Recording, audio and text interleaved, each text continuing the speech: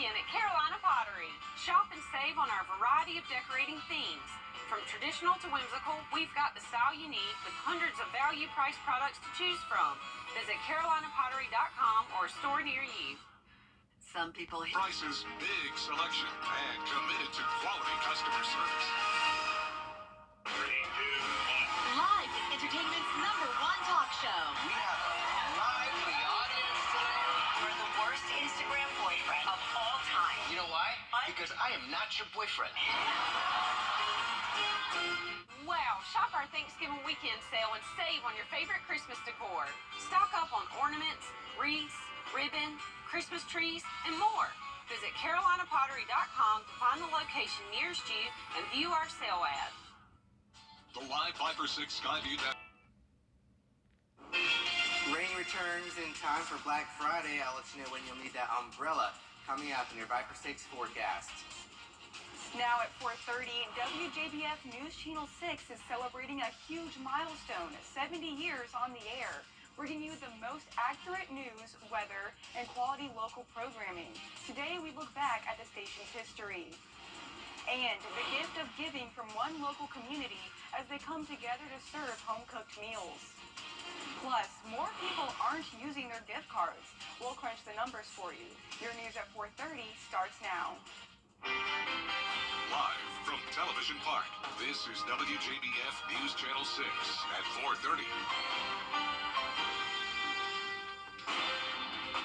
Good afternoon, everyone, and happy Thanksgiving. I'm Hannah Latier. D is off tonight.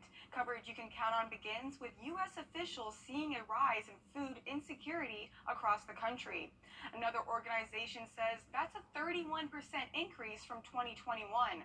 More people are also visiting food pantries as rising childcare, housing, and medical expenses are causing some families to cut back on food. To help combat the issue of food insecurity here at home, since Aiken One Table unfortunately couldn't happen this year, the Salvation Army and the community decided to step up and throw what they're calling the All-for-One Thanksgiving Feast. Many of the volunteers were from different churches and organizations. The ones I spoke to had volunteered at Aiken One Table before and were excited to give back to the community again. Anyone and everyone was welcome to swing by and grab a plate full of all the Thanksgiving favorites. There was so much food donated by local organizations and businesses that running out wasn't a concern. I think based on the support that we see, Aiken is a giving community. It's a community full of love. And we have not had any trouble at all, being able to make this happen. Although the feast ended at 2 today, Tiller says they're looking forward to doing it again next year. And in Augusta, Feast in the Street is about more than receiving a hot meal. For businesses like Cafe 209, it's about making those in the community feel like they have something to look forward to this time of year. Meals weren't the only thing people in the community were able to walk away with. Blankets, sleeping bags, and warm clothing garments were handed out. The reality is we're all a moment or an incident away from possibly being in this position. And so with acknowledging that, we thought it was important to rally the resources and rally the people to love on folks and just make a difference in their day. Government leaders, citizens, members of churches, and several organizations also gathered to share and give thanks this holiday. And we here at WJBF News Channel 6 are thankful for 70 years on the air. On this day in 1953, WJBF signed on for the very first time. And we have been serving Augusta and the surrounding communities for 7 decades, bringing you daily coverage you can count on. A big part of the reason WJBF is the #1 station in our market is our community outreach programs like Giving Your Best, Your Hometown, and Golden Apple. Pete Mitchenfelder was at WJBF when many of them started and says it's important to take notice of people doing great things in our community. You look at Scholar Athlete Award. Here was an opportunity to promote and highlight exceptional high school students in our coverage area. Join us on News Channel 6 at 5 as we look back at the history of WJBF. And on WJBF.com, we have more stories, including the famous soap opera star who blocked WJBF's founder, J.B. Fuqua, from getting into the station. Time now for a first look at our weather with meteorologist Miller Hyatt. Miller, what's it looking like out there?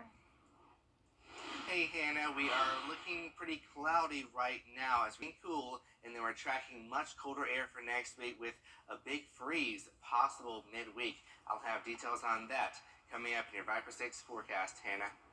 Miller, thank you so much. If you want your holiday shopping budget to go a little further, you may want to check your junk drawer or an old wallet for some extra money you may have forgotten about. That's because a recent Bankrate survey found that almost half of U.S. adults have at least one unused gift card, voucher, or store credit. Nationwide, Americans are holding on to about $23 billion in unused gift cards. The average value is $187 per person, which can take care of a few people on your holiday shopping list. Even if it's not a store that you really like, maybe it would be perfect for your mom's Christmas present or your brother's Christmas present or somebody's birthday or whatever the case may be. Industry analysts suggest one way of keeping track of your gift cards is to load them into your phone's mobile wallet so you remember to use them. Tomorrow is Black Friday, and for many, it's the beginning of Christmas shopping. A new survey is shining light on some gifts to avoid giving.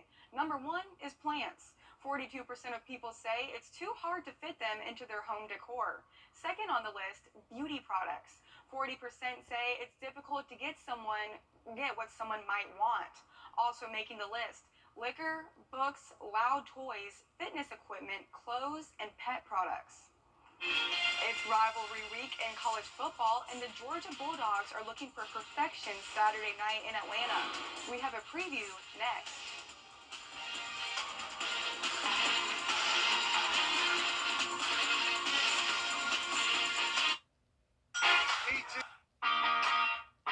Improve any room in your home and save hundreds of dollars with Interiors Market. Transform your living room with a new sofa. A new mattress will help you sleep better for years to come. A new dining room table will turn meals into holiday memories. We have everything you need to get your house holiday ready at the very best prices of the year. Shop now and save an additional 10% off anything in the store. Don't wait. Shop Interiors Market today, right across the street from Weinberger's.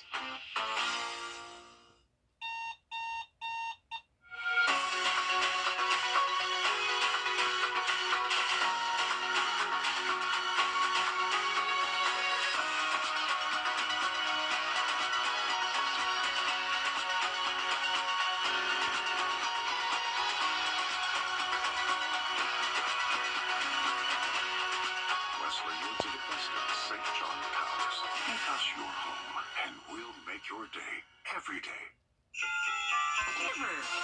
You've never been afraid to put in the work. The extra early, extra late, extra work.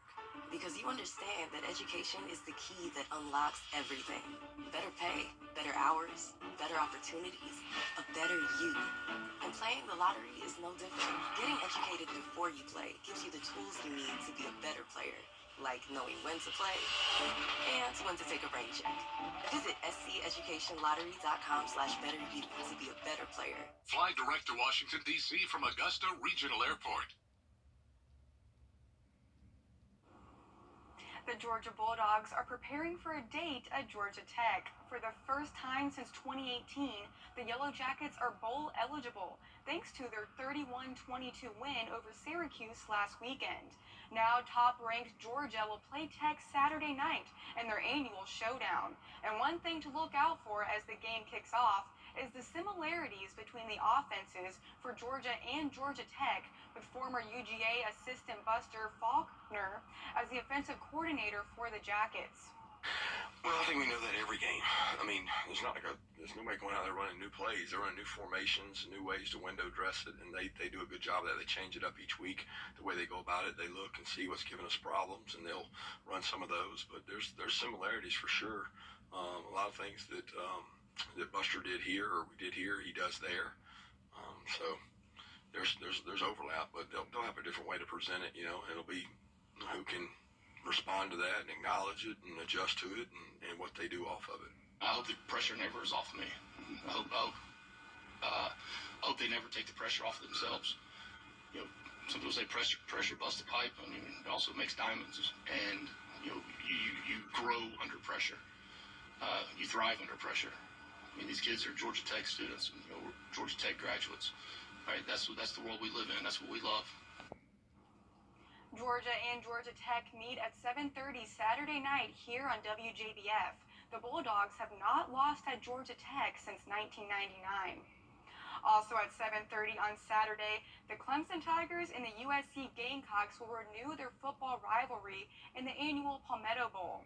But the buzz this week hasn't been about the game, but who might be in the stands. Former President Donald Trump's campaign confirmed he would attend the game. He'll be joined by Governor Henry McMaster and Lieutenant Governor Pamela Abbott. If you're headed to the game, be prepared for the traffic. Highway Patrol does say it has a traffic plan in place. We'll be right back. Next week, Cyber Monday, we'll have those showers, but of course you'll probably be inside doing some shopping. Then Giving Tuesday, mostly sunny with some cold temperatures, Hannah. We could be seeing the freezing temperatures as well, so it's time to bundle up. Are you going Black Friday shopping tomorrow, Matt? Probably not. Me neither. I don't want to be in all the crowd and everything. Yeah, also, I'm working the night shift tomorrow, so I'm going to take advantage of that and I'm sleep doing in. Good Morning Augusta. Ooh, okay, we're on opposite Yeah, schedules then. Maybe we'll try something different. Maybe. Well, coming up, wishing you a very happy Thanksgiving the WJBF way. Stay with us. I'm Attorney George. We here at WJBF feel the only thing that is just as good as spending time with family and friends during the holidays is the food. So we thought we would share our most favorite and least favorite dishes. Take a listen.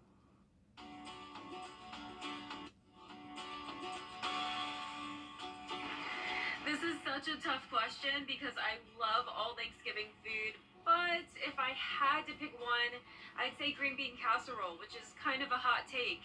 And for a least favorite, that's even harder, but I'd probably say turkey because it's the most boring and I like the sides more.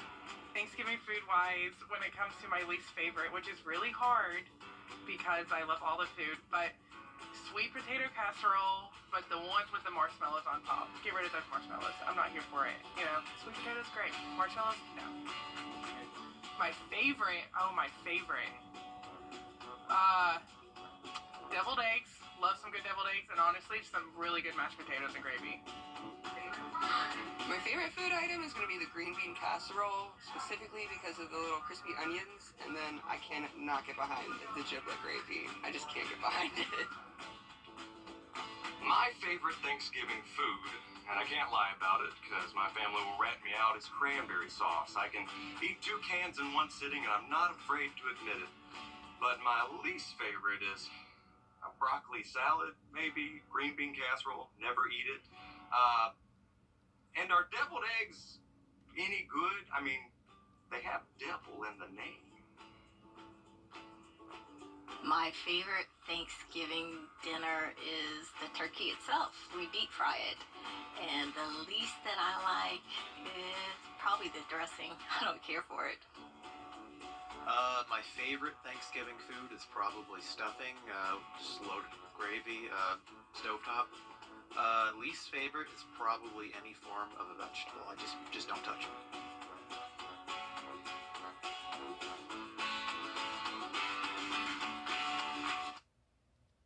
I'm Attorney Jack. Call me right now. It's Christmas time again at Carolina Pottery. Shop and save on our variety of decorating themes. From traditional to whimsical, we've got the style you need with hundreds of value-priced products to choose from. Visit carolinapottery.com or a store near you.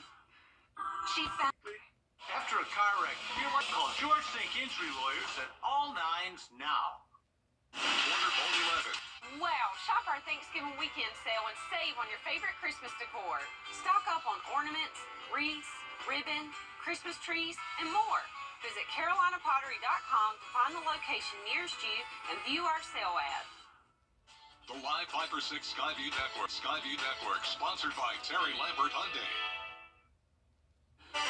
Well, we had ourselves a pretty nice Thanksgiving until the clouds started to come in like a light gravy sauce, if you will, and that's all because of some rain activity to our south. Will this be a factor in our weather tomorrow? We'll talk about that live with your 5 for 6 forecast straight ahead.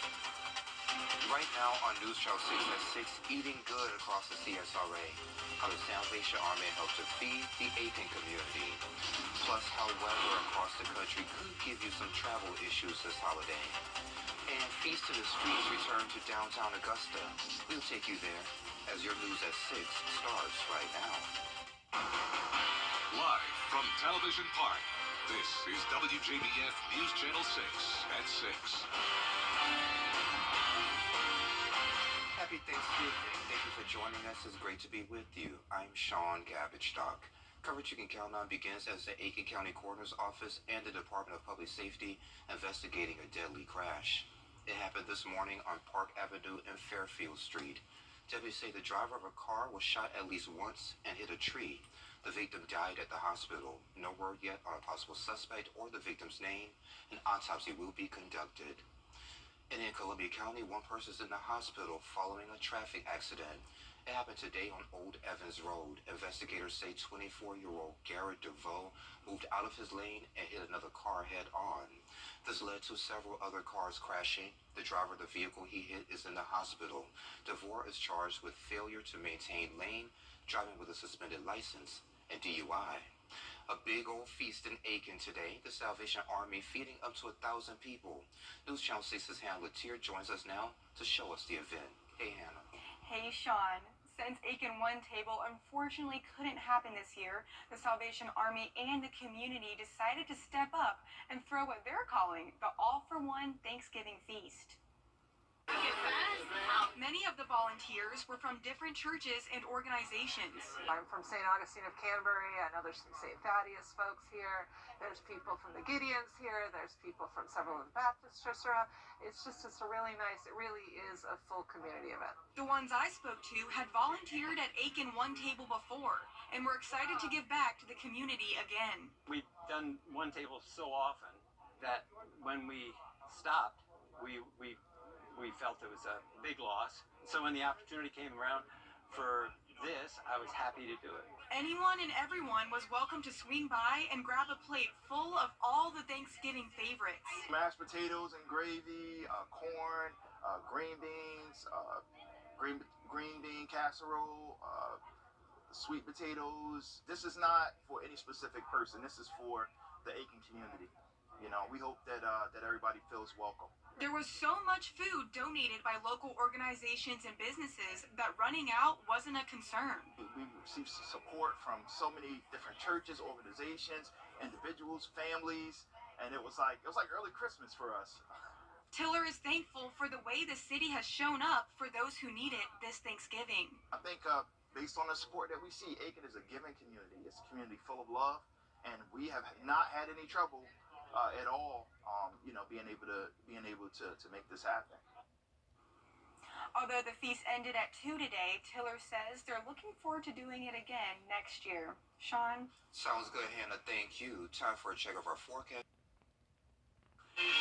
Well, after a beautiful Thanksgiving day, we have some rain out of the Gulf of Mexico, and that's headed right towards us. Will it be affecting us tomorrow and through the weekend? We'll talk about that with your 5 for 6 forecast coming up.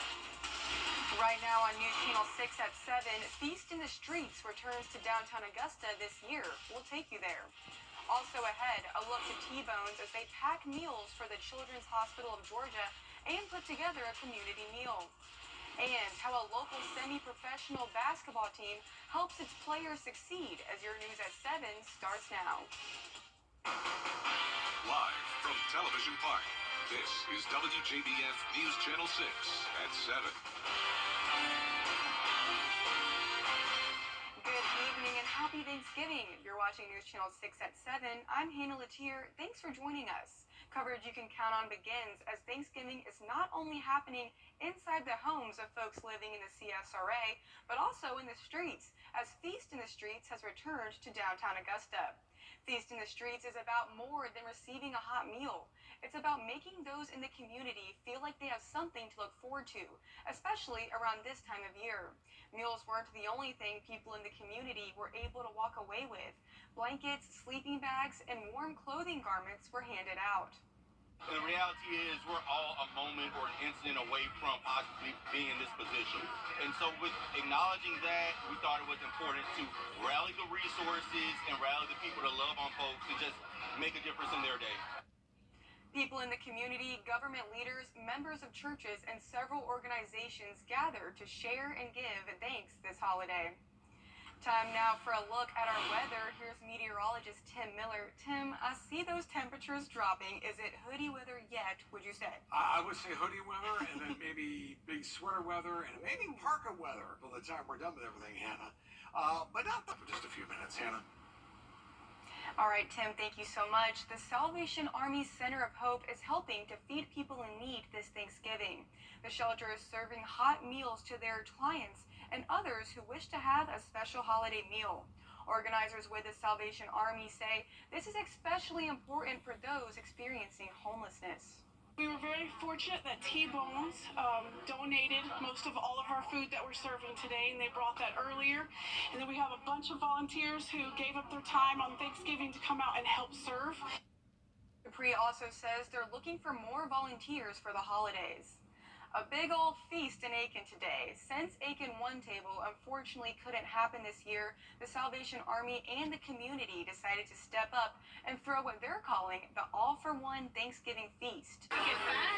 Many of the volunteers were from different churches and organizations. I'm from St. Augustine of Canterbury. I know there's some St. Thaddeus folks here. There's people from the Gideons here. There's people from several of the Baptist churches. It's a really nice, it really is a full community event. The ones I spoke to had volunteered at Aiken One Table before and were excited to give back to the community again. We've done One Table so often that when we stopped, we felt it was a big loss. So when the opportunity came around for this, I was happy to do it. Anyone and everyone was welcome to swing by and grab a plate full of all the Thanksgiving favorites. Mashed potatoes and gravy, corn, green beans, green bean casserole, sweet potatoes. This is not for any specific person. This is for the Aiken community. You know, we hope that that everybody feels welcome. There was so much food donated by local organizations and businesses that running out wasn't a concern. We received support from so many different churches, organizations, individuals, families, and it was like early Christmas for us. Tiller is thankful for the way the city has shown up for those who need it this Thanksgiving. I think based on the support that we see, Aiken is a giving community. It's a community full of love, and we have not had any trouble at all, being able to make this happen. Although the feast ended at 2 today, Tiller says they're looking forward to doing it again next year. A local semi-professional basketball team wants to help its players make it to the next level in sports. News Channel 6's Brandon Dawson introduces us to the Garden City Magic. The Garden City Magic is an East Coast Basketball League team that's been playing for 4 years. And recently they had tryouts for their upcoming season. We are here to give guys opportunities that, they might not be able to find anywhere else, and to get to the next level. The Garden City staff wants to take up-and-coming players to the next step in their careers. They can take from this team how to learn how to be a professional. It's so many different things that are not taught to some of these guys that they don't know before they go into that lifestyle. And that's what we're here to do. We are here to groom them, teach them, get them the work ethic, get them to know it all, so they can understand the business side of it, because it's more than just playing. Well, we had a couple of guys who went off to play for different professional teams, which that's the whole goal, to get out here, get seen, be able to move on and do better things with this. That's what we're about. As players from around the community tried out, the staff gave an idea about what they were looking for. You see it right now? Chatter, liveliness, the love for the game, because I love this game more than a lot of stuff, but I really love this game, so I want guys to have the same passion that I have, that have the same feel for the game that I have. If they can do that, I'm pretty sure we can put them in the right position to succeed, and we'll have a very successful season. Me personally, I look for toughness, mental toughness, physical toughness, a good basketball IQ, and a collective group of guys who's going to be committed and dedicated to what we're trying to do here. The Garden City Magic's next season is right around the corner. Yes, our schedule officially will drop December 10th. And you'll be able to find it on our league page, our social media sites. As soon as our schedule drops, we expect to see people out there. And they're encouraging the community to come out and support the team. They're very entertained when they come to our games. A lot of our games go down to the wire. And I started a theme last year. Don't leave, before you leave a Magic, before you leave a Magic game, stay to the last act, because you just never know what might happen. We have a great crowd. We have a very pleasant crowd. People come to actually enjoy the game. It's a family feel type environment. So if you're a fan of basketball and are looking to support locals, then keep an eye out for the Garden City Magic. This is your city. This is your city. Come out and support your city. If you could do that, it'll be great for us. It'll be great for the city. The bigger crowd we have, the more excitement we get, the better we'll be. Brandon Dawson, WJBF News Channel 6. Still ahead, a look to Saturday's Bulldogs and Yellow Jackets game. We'll tell you all about how Georgia Tech gets ready for game day when coverage you can count on continues.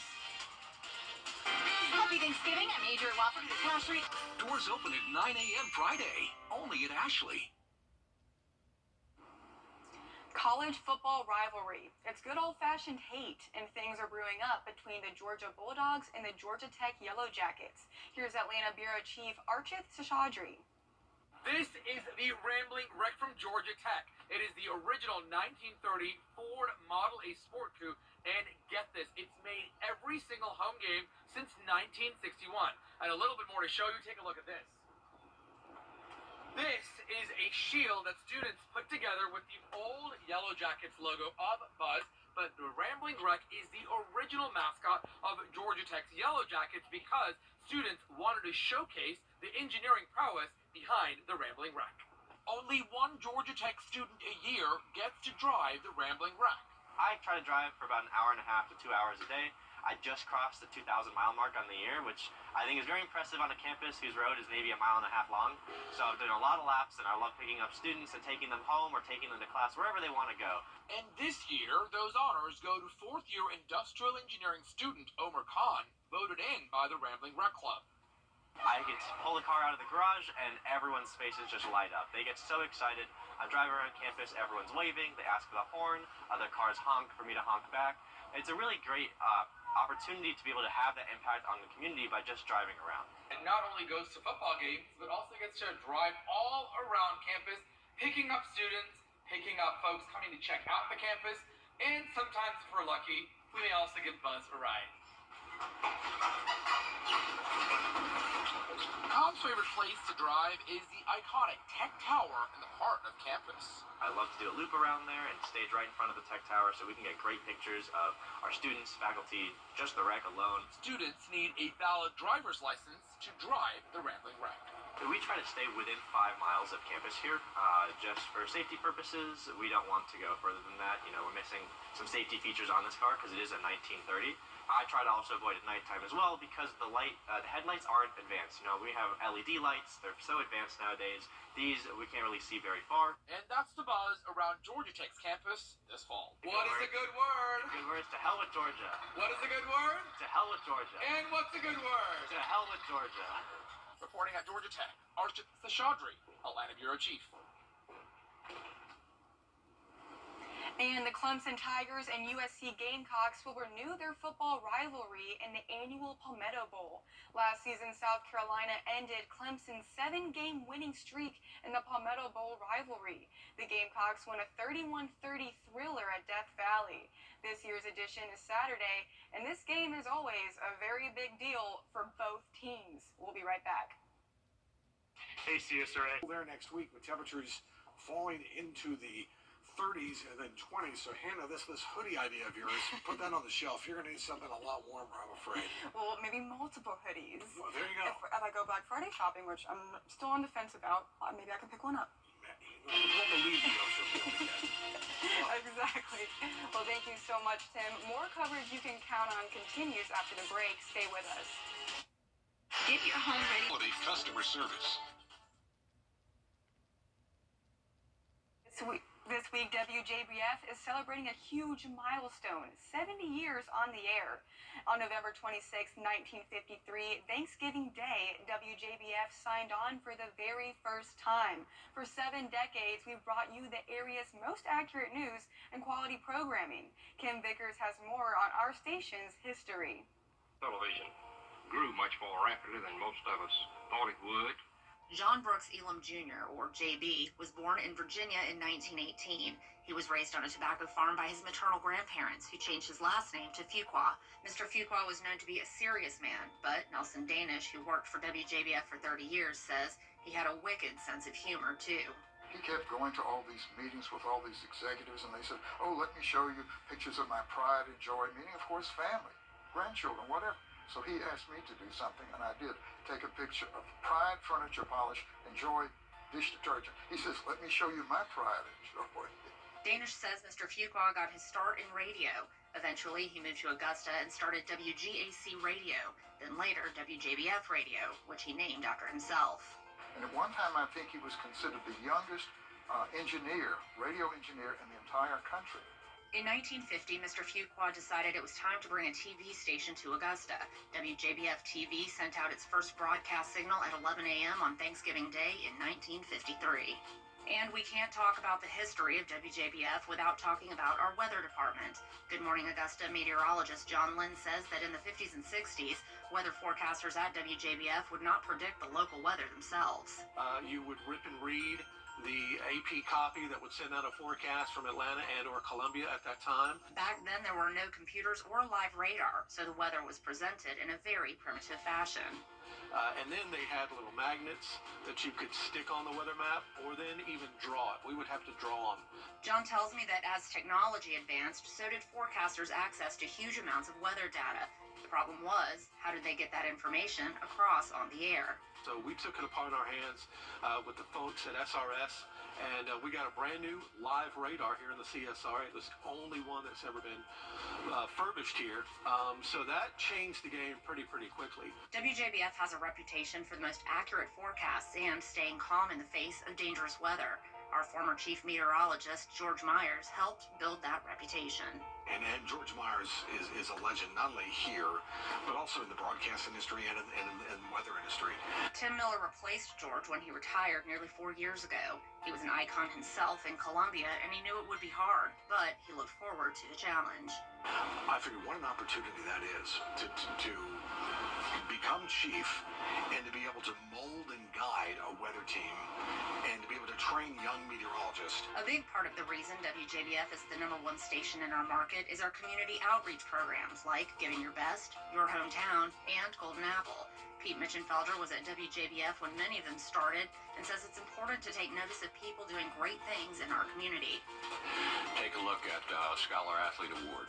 Here was an opportunity to promote and highlight exceptional high school students in our coverage area. Dee Griffin does Women to Watch. She says these programs are one reason why people love WJBF so much. WJBF has always been steeped in the community. That was the expectation, and no one had to force you to do it because you came on board and you saw it. So, after 70 years, what's our legacy? Community. Being the place to come for information in the community, keeping the community informed. Christmas is about family, it's about sharing, and it's about the look on a child's face on Christmas morning. WJBF Children First and the Caring for Carolina Partners believe all families should experience the magic of Christmas. If you know a deserving family, log on to WJBF.com/MCE to nominate them. Your nomination will help us deliver the merriest Christmas ever to a family in need. The merriest Christmas ever, brought to you by your Children First, Caring for Carolina, and WJBF Partners. We keep touch. If you're a Paramount Plus subscriber, you may have noticed that your movie menu is getting shorter. Well, it's not your imagination. A new survey by Real Good concludes that Paramount Plus now offers about 830 selections, barely 1/3 as many as it used to have. Customers don't seem to mind, though.